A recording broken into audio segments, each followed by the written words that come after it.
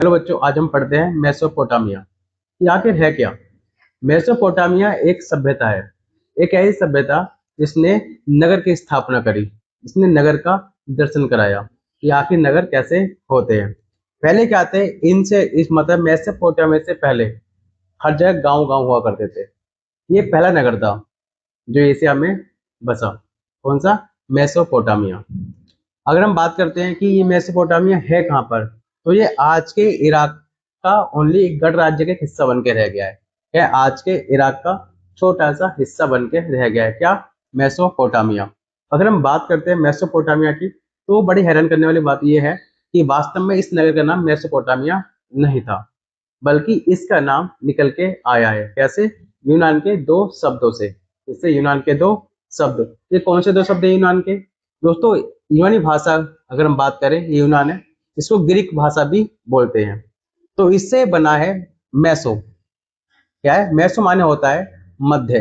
मैसो माने क्या होता है? मध्य। और पोटो है ना, पोटामिया यानी पोटोमस, इसका मीनिंग होता है नदी, यानी दो नदी के बीच का क्षेत्र।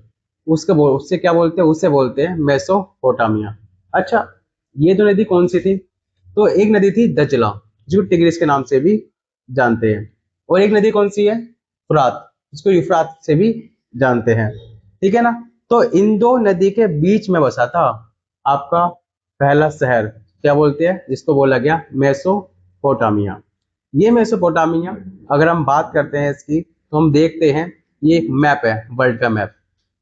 ये जो ग्रीन सा दिखाई दे रहा है, इसको बोलते हैं मेसोपोटामिया। ये काफी हरी भरी जगह थी। क्यों? क्योंकि यहाँ पर नदियां भाग करती थी, तो अच्छी खासी कृषि भी यहाँ पर हुआ करती थी। ठीक है ना? जो इसका उत्तरी भाग था वो कहलाता था असीरिया। क्या था? वो था असीरिया। जबकि दक्षिणी भाग था बेबीलोनिया। कौन सा? बेबीलोनिया। अच्छा, इसके बगल में एक शहर और है, उसको बोलते हैं सुमेर, जिसका वर्णन बाइबल के अंदर था।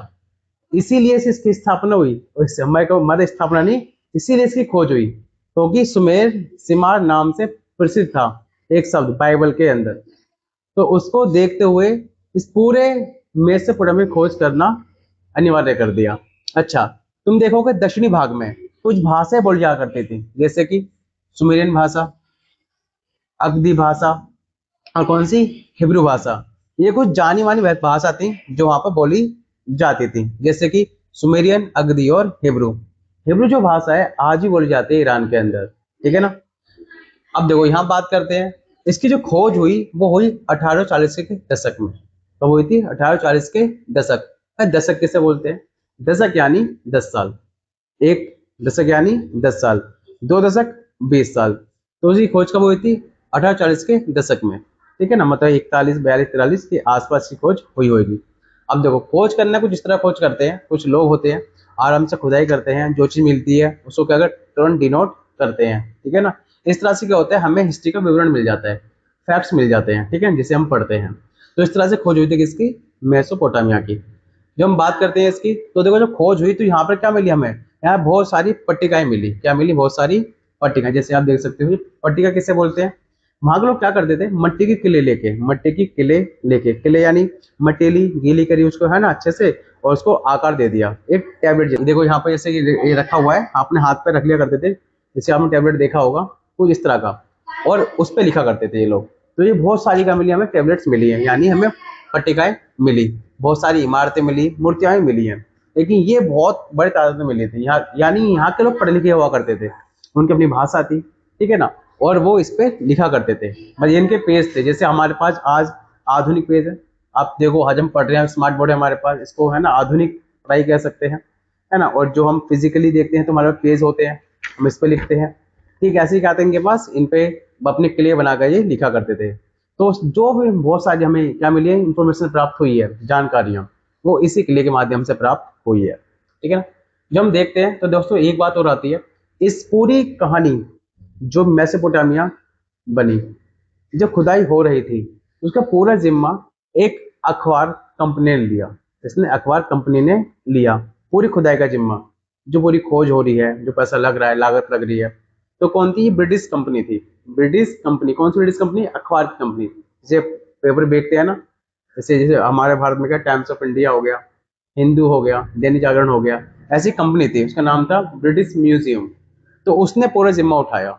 लेकिन बाइबल में एक कहानी बड़ी प्रचलित थी, उसका नाम था जल प्रलय, यानी जल प्लावन बोलते हैं उसे, या बोलेंगे फ्लड की कहानी। बस ये कहानी कैसी है?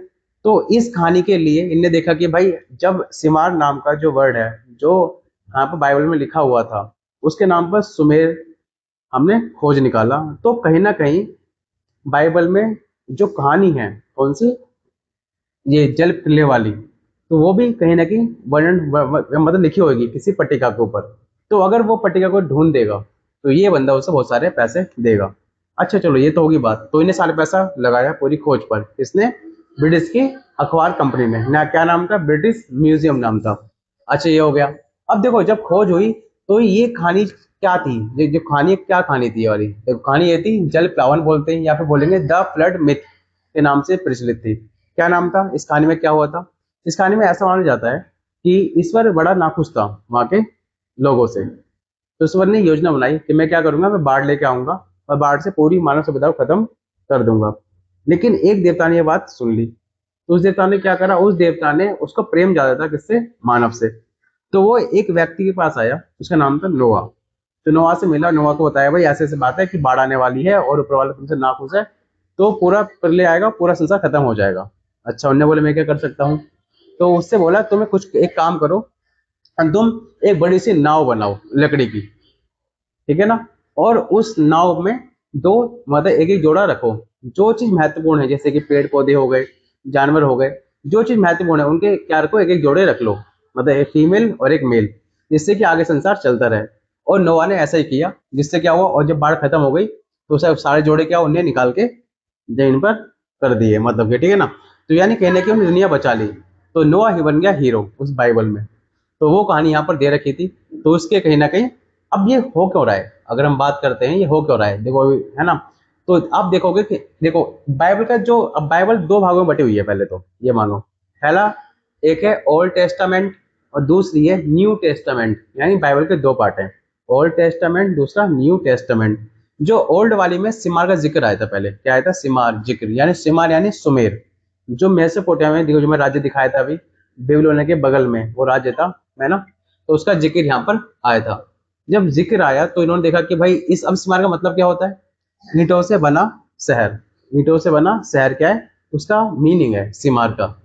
तो उन्होंने भाई, अब इन्होंने क्या करा, बाइबल को प्रूव करने के लिए कि बाइबल में जो कुछ लिखा है उसको प्रूव करने के लिए उन्होंने क्या कर दिया, खुदाई करना स्टार्ट कर दी बस। क्योंकि लोग क्या हो चुके थे, मतलब इस टाइम तक 1840 तक आते आते हुआ क्या था कि बहुत सारे लोग बाइबल्स को मत अनदेखा कर रहे थे, इग्नोर कर रहे थे, जो चीजें लिखी है मानते नहीं थे, क्योंकि अब वैज्ञानिक जमाना आ चुका था, लोग साइंटिफिक बातें करने लग गए थे, तर्क विवेक की शक्ति लोगों के पास आ चुकी थी, हम पढ़ेंगे बुक के अंदर। तो उससे वो क्या कर रहे थे, इग्नोर कर रहे थे। तो इसीलिए